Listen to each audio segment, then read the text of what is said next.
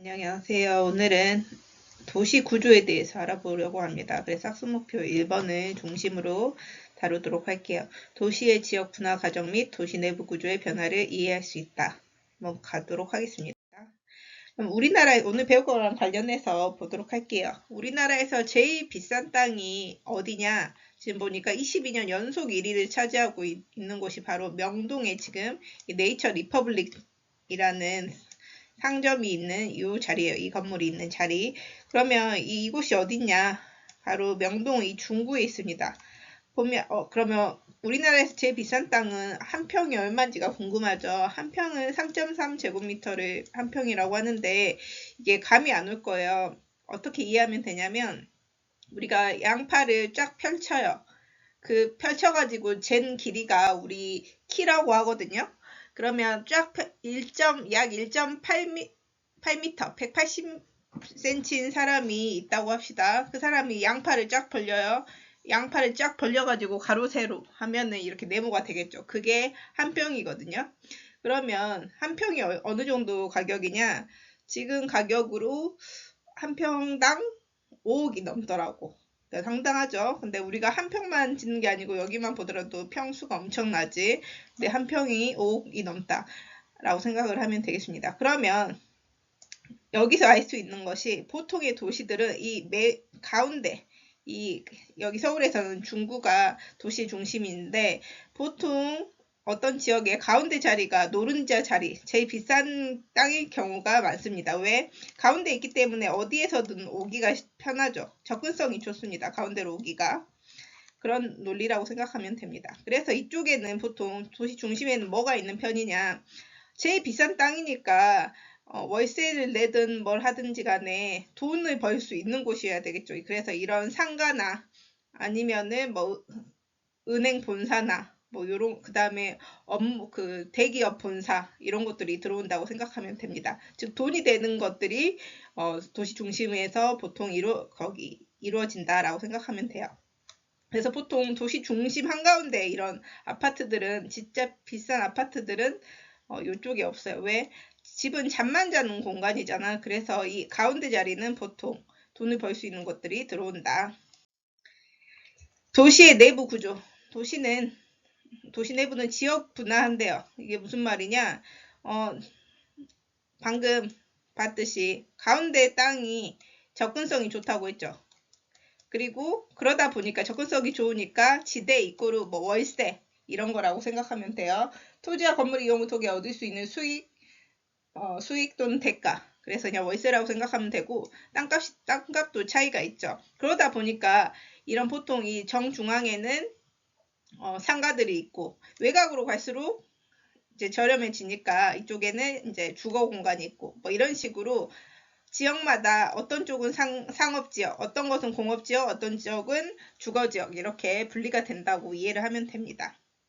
그러면 지역 분화 과정 크게 두 가지 현상이 있는데요. 집심, 중심으로 집중하는 현상. 뭐가 방금 중심으로 집중한댔죠? 상업, 그 다음에 업무, 대기업들도 들어온다고 했죠. 상가. 이런 게 도시 중심으로 집중하는 현상을 집심. 이심은 도시 중심에서 이사를 간다. 외곽으로 빠지는 애들이에요. 주택, 학교, 공장 등은 외곽으로 분산이 되는 편입니다. 그래서 도심에 오려는 곳들은 도시 중심에 올 수 있는 것들은 지가와 지대가 높잖아요. 도시 중심은. 그래서 이런 비싼 월세를 낼 능력이 높은 상업 업무 기능이 들어서고 반면에 지대 지불 능력이 낮은 주거 기능과 넓은 부지를 필요로 하는 공업 기능은 공장은 넓은 데 있어야 되겠죠. 근데 도시 중심은 비싼데 여기를 넓게 쓸 수가 없잖아. 그래서 집과 지대가 상대적으로 저렴한 외곽 쪽으로 간다. 그래서 여기 이 자료를 볼게요. 가장 도시 중심은 보면 뭐가 많냐? 상업 업무 기능이 해당되는 것들이 들어오고요. 그 다음은 공업 기능. 그 다음 마지막 외곽으로 갈수록 주거 기능이 들어오게 됩니다. 그래서 도시 내부 구조를 좀 보기 편하게 보이면 이런 식으로 돼 있어요. 보통은 모두 획일화돼 있진 않지만 보통은 이렇게 돼 있다. 도시 중심 여기에 아까 상가들 들어온댔죠. 근데 세종은 사실 좀 다르죠. 우리 세종의 중심에 뭐가 있지? 호수공원 있잖아. 그래서 세종은 좀 특이한 도시라고 볼 수가 있어요. 그 다음에 우리가 반장이 있으면 부반장이 있는 것처럼 부도심이라고 도심의 역할을 분담하는 그 지역이 있어요. 그리고 중간 지역, 우리가 무슨 달동네 이런 거 본 적 있을 거야. 바로 이 끼어 있어가지고 중간에 끼어 있어가지고 좀 낙후된 지역을 중간 지역이라고 해요. 그리고 이쪽을 주변 지역, 여기에 보통 대규모 아파트 단지가 들어오는 편입니다. 그리고 마지막 이 주변 지역 바깥으로 보면은 개발 제한 구역이 있어요. 그린벨트라고 해가지고 보통 숲으로 이루어져 있는데 왜 이걸 하냐? 개발을 제한하는 구역인데 서울로 사람들이 계속 몰려가. 그렇다고 해서 서울이 계속 커질 수는 없겠죠. 그래서 어떻게 하냐? 더 이상 개발할 수 없게 외곽을 둘러싸는 거예요. 이렇게 해서 얘를 개발 제한 구역이라고도 하고 그린벨트라고도 합니다. 그리고 지난 시간에 배웠던 위성도시들도 중간중간에 있고요. 여기 이런 도시 외부 쪽에 인공위성처럼 있다라고 보면 됩니다. 그럼 도시 내부 구조를 좀 정리를 해볼게요. 방금 도심, 부도심, 중간지역, 주변지역, 개발 제한구역 다뤘습니다. 방금 도시 중심은 뭐가 있다고? 상업 업무 기능이 집중돼 있어요. 그래서 관청, 대기업 본사, 금융기관 본점, 백화점, 전문상가 등이 모여 있고요. 그 다음에 땅값이 비싸잖아. 월세도 비싸고. 그래서 어떻게 토지를 이용하냐? 집약적 토지 이용. 이게 무슨 말이냐? 같은 평수가 있어요. 그럼 이 평수를 최대한 집중적으로 쓰려면 어떻게 하면 될까? 바로 위에 쌓아야 되겠죠. 그래서 고층 빌딩이 밀집해 있는 이유가 월세가 높아요. 땅값이 또 세, 집가가 세. 그러니까 토지를 집약적으로 이용할 수 있게 고층 빌딩이 밀집돼 있고요. 그 다음에 인구 공동화 현상이라고 처음 나오는 용어인데 이게 뭐냐면 비어있다는 건데 인구가 무슨 말이냐? 이게 도시 중심이 아까 도심이 있다고 했어요. 근데 여기는 땅값이 비싸니까 그 아파트는 어디 있다고 했죠? 이 외곽 쪽에 있다고 했어요. 외곽. 그래서 주간에는 도시 중심에 낮에 있는 인구 일하러 오니까 이쪽으로 중심으로 일하러 오니까 주간 인구는 많아요. 근데 밤이 되면 어때? 다시 외곽에 있는 자기 집으로 돌아가야 돼. 그래서 이 상주 인구는 항상 주거하는 인구인데 우리가 상주 인구라고 하는 거는 보통 밤에 잠을 자는 인구가 되겠지. 그래서 상주 인구를 다른 말로 뭐 야간 인구라고도 하는데 결국 이 상주 인구는 이 도시 중심에 사는 인구는 상주 인구가 아니고 보통 여기 외곽에 본인들이 잠을 자는 이 상주 인구는 보통 외곽 쪽에 있는 편입니다. 그래서 도시 중심 같은 경우에는 주간에는 인구가 많지만 야간에는 항상 살고 있는 인구, 상주 인구가 적어요. 일하러 그냥 오는 거야. 그래서 어떻게 무슨 일이 생겨? 이 아침에 출근하러 오고 밤에는 이제 퇴근하잖아. 그래서 출퇴근 시간이 엄청 복잡합니다. 도심 같은 경우는. 그 다음에 주간 인구 지수가 높다. 이게 뭐냐면 주간 인구 지수라는 거는 분모가 상주 인구분의 주간 인구 곱하기 100이에요.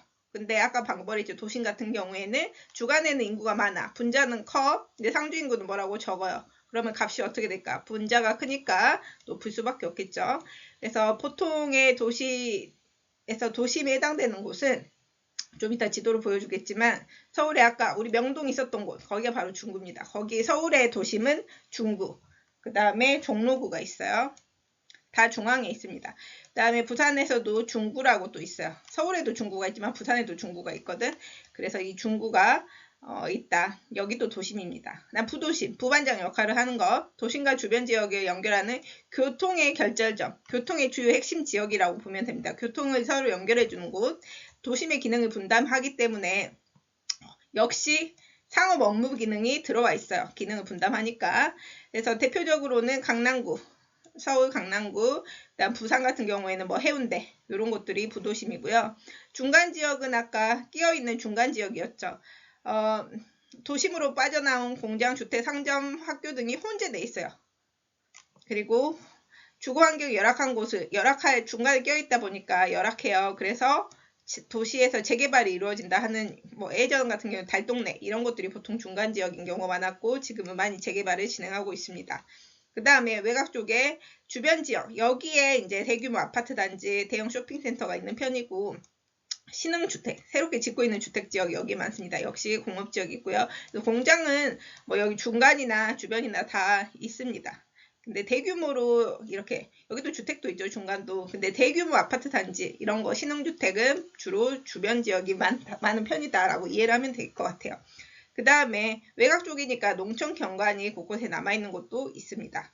개발 제한구역, 그 도시 녹지 공간을 보존, 그린벨트라고 했죠. 이 나무를 심어 놓은 거죠. 녹지 공간을 보존하고 계속 이 도시가 무질서하게 계속 커 나가는 거를 억제하기 위해서 한 게 개발 제한 구역이다. 인구 공동화 현상 관련해서 요거 자료 볼게요. 보면 점점점 주간 인구 지수는 오른쪽에 지금 있어요. 오른쪽 주간 인구 지수는 도시 중심에서 보면은 요걸로 좀 볼게요. 지저분하니까. 도심 같은 경우에는 낮에는 이 주간 인구 지수는 높아. 근데 어때? 살고 있는 잠자는 인구는 적지. 어디가 그 인구들은 외곽으로 나가요. 그래서 이쪽 이런 주변 지역으로 보통 빠져나가가지고 이쪽에는 상주 인구 많은데 도심 같은 경우에는 밤에는 인구가 적다. 그래서 인구 공동화는 비어있다 해가지고 방금 설명했고요. 주간 인구, 야간 인구 이꼬르 상주 인구입니다. 잠자는 인구니까 야간에 있는 인구죠. 그래서 보면은 이렇게 아침에 이렇게 서울 중심으로 출근을 하러 오는 거야. 근데 밤이 되면 어떻게 돼? 밤이 되면 다시 원래 집으로 돌아가는 거지. 퇴근을 하는 거죠. 그래서 도시 중심은 인구 공동화 현상이 일어난다. 비어버리는 거죠. 도시 중심이. 그래서 여기 보면은 서울 구별 주간 인구 지수 이거는 교과서 자료인데요. 2016년 자료라서 올해 스톡에 있는 자료를 한번 또 가져와 봤습니다. 2020년 자료. 그럼 보면 주간 인구 지수는 아까 상주 인구분의 주간 인구 곱하기 100.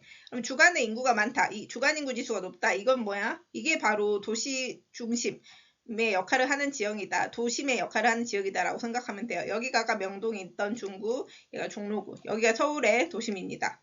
그럼 여기 그 다음 진한 여기가 바로 서울의 부도심인 서울의 부도심인 강남구가 여기입니다. 강남구. 요것도 수업 시간에 같이 뿌릴게요. 종로 중구. 요 정도는 알고 있읍시다.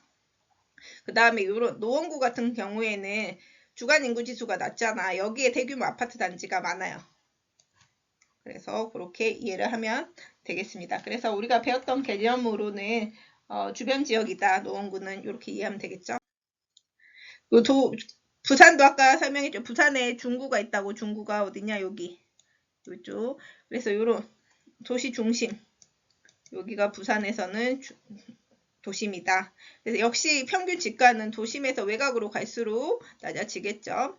그 다음에 해운대가 보통 부도심 역할을 한다고 했고, 여기 자료를 보면 금융 및 보험업이 서비스업이라고, 어떤 서비스업이냐면 생산자 서비스업이라고 기업을 대상으로 해요. 근데 보면 이 도심 쪽에 많이 있다는 것을 알 수가 있죠. 그리고 여기 부도심인 해운대구 이쪽도 많고, 즉 기업들이 많다. 제조 공장들은 또 이제 외곽 쪽에 가면 있고요. 그 다음에 아파트 수 비율 역시 메인 거리에는 메인 도심에는 보통 없지만 여기 2015년 자료로 봤을 때는 그래도 부산은 도심 쪽에도 아파트가 좀 있는 편인데 그래서 그 부산으로는 거기 이 두 개 정도만 보면 괜찮을 것 같아요. 서울 같은 경우에는 도심에 거의 아파트가 적은 편이었는데 여기 부산 같은 경우에는 도심에도 좀 아파트들이 있는 편이라서 그렇지만 여기 보면은 중구가 여기잖아. 도시 한가운데 도시 중심 같은 경우에는 아파트가 원래 알려준 것처럼 제일 많은 건 아니지. 왜 땅값이 비싸니까 그 정도 개념만 잡고 넘어가도록 하겠습니다. 그럼 요거 이제 마무리로 할 건데요. 서울 토지 이용 보면은 여기 중구 종로구 여기가 바로 딱 중앙에 있죠. 대기업 본사, 금융기관, 백화점, 고층 건물이 밀집하고 유동인구, 주간의 인구가 많다. 그 다음에 부도심이 아까 어디라고? 강남구라고. 그래서 강남구 같은 경우에는 도심에 버금가는 상업 업무 기능의 중심지 역할을 하고 있고요. 그 다음 중간 지역 이쪽인데요. 성동구 같은 경우에는 여기 보면 여기 성동구 보면 성수역 중심으로 인쇄업체, 상촌 이런 공장들이 좀 많이 있는 편입니다. 중간지역, 그 다음 주변지역 여기 노원구 같은 경우에 대규모 아파트 단지가 조성되어 있습니다. 여기까지 할게요. 금방 있는 대전까지만 더 다루겠습니다. 여기 보면은 노원, 둔산 이런 지역들이 인구가 크게 증가한 곳이고요. 반면에 여기 중구 그리고 동구 같은 경우에는 과거에 구도심이었어요. 근데 지금은 어때? 대전광역시청도 여기에서 이전하고 막 이러다 보니까 도심 공동화 현상이 나타나고 있습니다. 그래서 구도심은 이제 지고 있고 이런 둔산동 이런 쪽이 뜨고 있다. 이 정도는 알고 있으면 될 것 같습니다.